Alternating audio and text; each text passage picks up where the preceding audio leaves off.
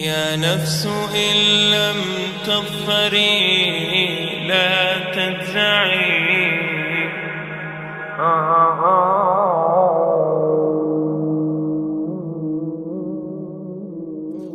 All the praise is for Allah,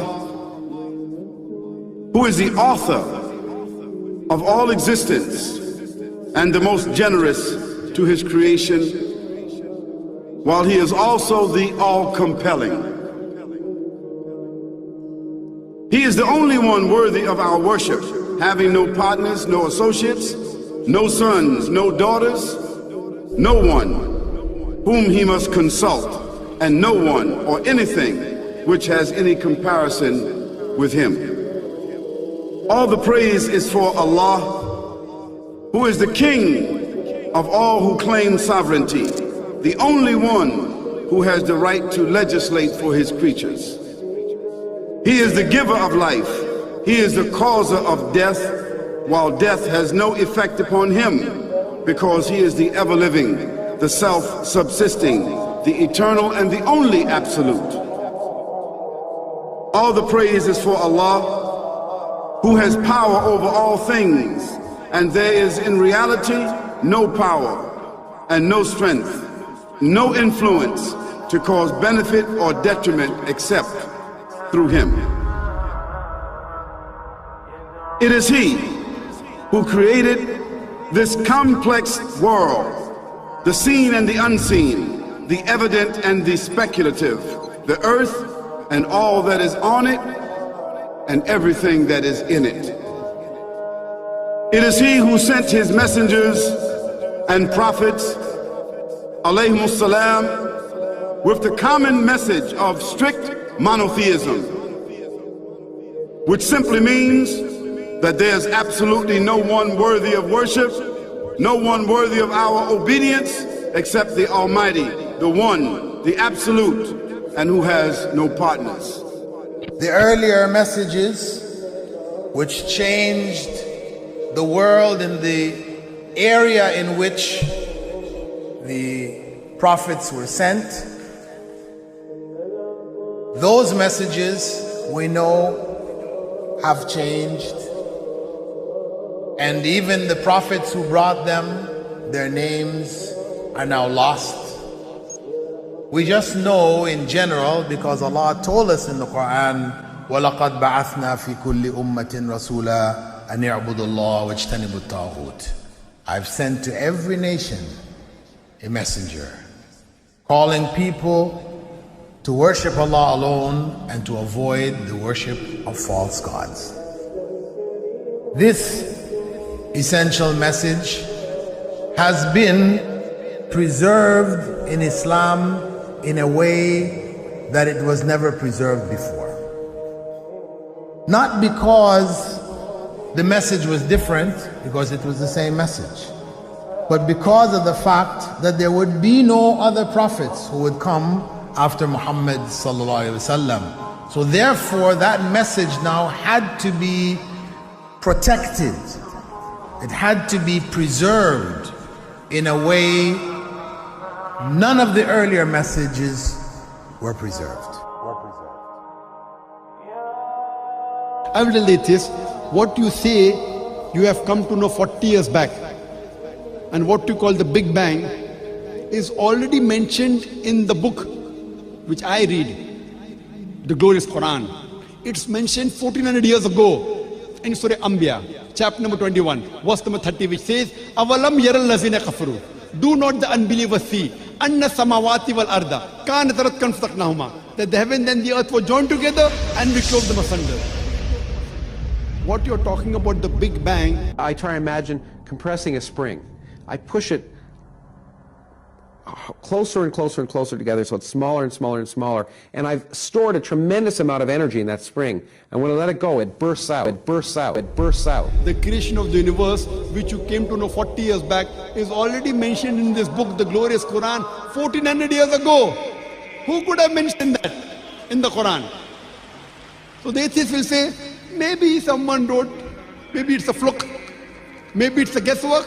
A human being, regardless of who they are, or where they are, or what they do, will have this curiosity. They'll want to know, why am I here? How did I get here?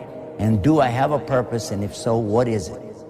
The only one who would really be able to answer that question would be the Creator Himself.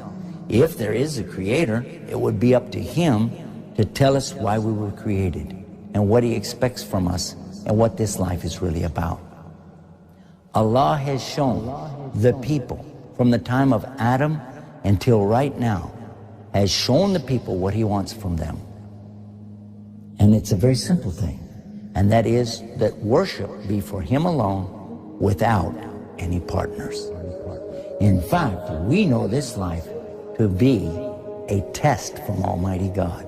That's why we're born, and that's why we die. Because there has to be a beginning and an end for us to be tested on. The next life, after this life, no one will ever die again. A bad person or a good person. Both are brought back and they continue to live in the next life, either in good shape or not so good shape, depending on how they did on the test. The worship of the God of Abraham, that was what was taught by these prophets. The Lord of the Arsh and Kursi. We're talking about the Lord of the worlds. Alhamdulillah Rabbil Alameen. We're talking about the Lord of the entire universe and beyond. The entire universe and beyond. You know, we live in this dunya and we are fascinated with this dunya which Allah subhanahu wa ta'ala indeed has created in a beautiful manner. We're fascinated. There are over billions of people which live on this dunya at this moment in time. Over 6 billion people that live on the dunya at this moment in time. This dunya of Allah subhanahu wa ta'ala is so big that there is space in this dunya for billions and billions and billions or more people. But what is this dunya in comparison to what Allah subhanahu wa ta'ala has created out there? This dunya is insignificant. This dunya is meaningless to Allah. It means nothing. It is worthless. So worthless, compare it with the sun. The sun is one star. You know more science than me. You'll be able to tell me better. Take this planet Earth and you place it inside the sun and you will be able to place 1.3 million Earths in the sun. 1.3 million Earths in the sun. Allahu Akbar. Allah is the greatest. The sun is one star. One star. There are stars out there which are millions of times bigger than the sun. You tell me this, that you need millions and millions of stars to make one galaxy. And then you tell me this, that there are zillions of galaxies out there. Let me tell you on top of this, my friend. After this, whatever you see above, when you raise your head and you look above, whatever you see above, the zillions and zillions and zillions of galaxies, let me tell you, this is everything there is within the first heaven. Everything there is within the first heaven, and Allah is the creator of 7 heavens. 7 heavens. And the distance between the first heaven and the second heaven is 500 years. You know, the distance that can be covered in 500 years, at what speed? Only Allah knows. Only Allah knows. But it will take 500 years to get from the first heaven to the second heaven. 500 years from the second to the third, third to the fourth, fourth to the fifth, fifth to the sixth, sixth to the seventh. Every time it will take 500 years. After the 7 heavens,